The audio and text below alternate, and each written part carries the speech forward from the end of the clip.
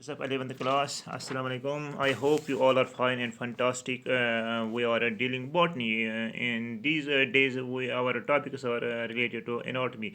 Anatomy. So, for anatomy is concerned, it is internal structure. We have read anatomy of roots and anatomy of stomachs in both monocots and dicots.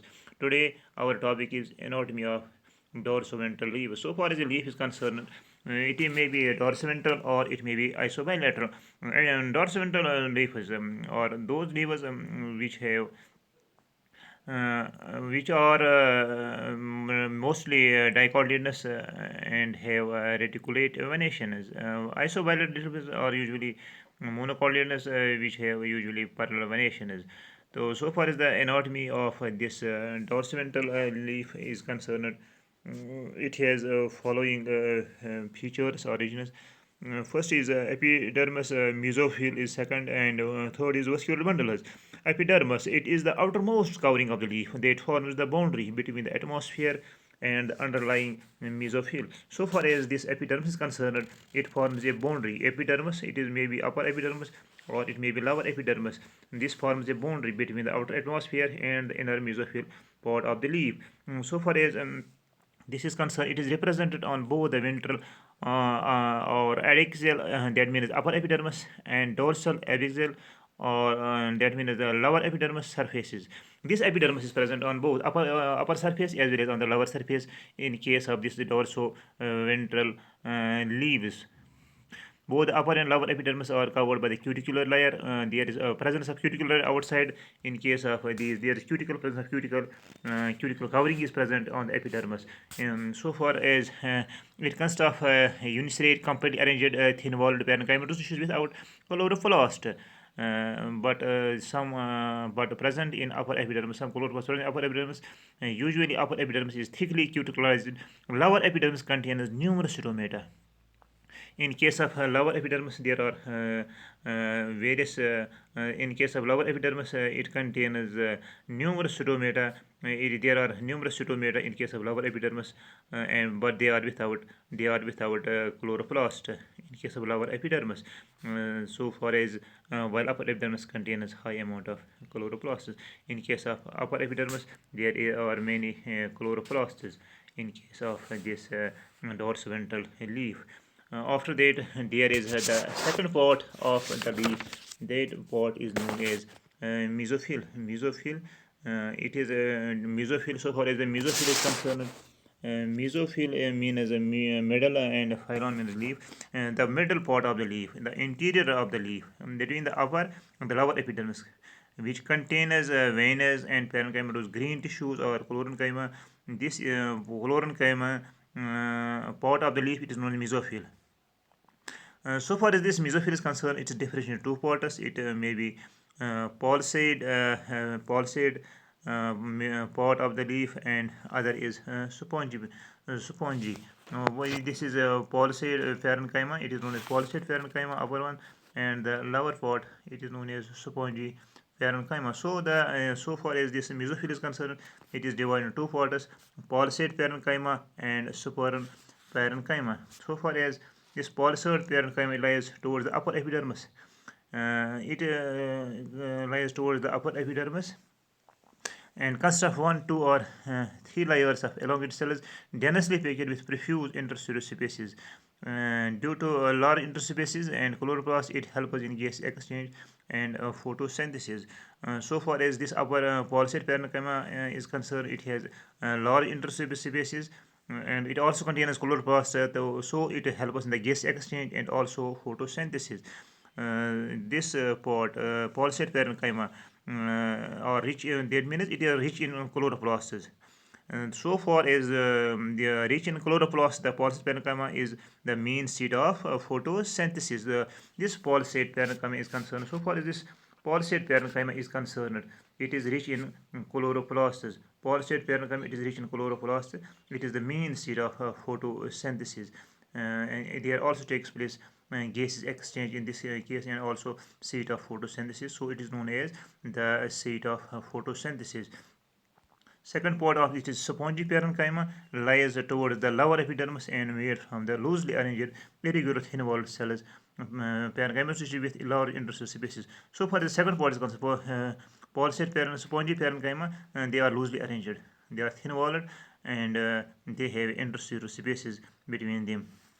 So it lies between the lower epidermis and the pulsate parenchyma.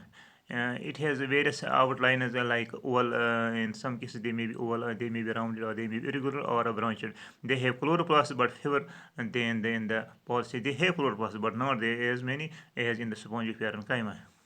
In this case, the cells are very loosely arranged except around the vascular bundles. They include large cavities or interstitial. They have large cavities or vascular bundles or interstitial spaces which are connected with the atmosphere through the cytomata. They are connected through the atmosphere cytomata. So far as these are concerned, for this a large subcytometal cavity lies below each cytomata. There lies a cavity. There lies a subcytometal cavity. This is subcytometal cavity. It lies below the each cytomata. This cytomata, there is a subcytometal cavity this side, and also wherever there is cytomata, there is also presence of subcytometal cavity in case of this spongy parenchyma. So far as there is also then there is a vascular bundles. Numerous vascular bundles are secreted in spongy parenchyma, each bundle conjoined, collateral, and closed. So far as these are concerned, there is presence of vascular bundles in case of this in case of this dorsiventral leaf. There are numerous number of presence of vascular bundles. So far as these vascular bundles are concerned, and they are associated with sheath cells. Xylem lies towards the upper epidermis and phloem towards the lower epidermis.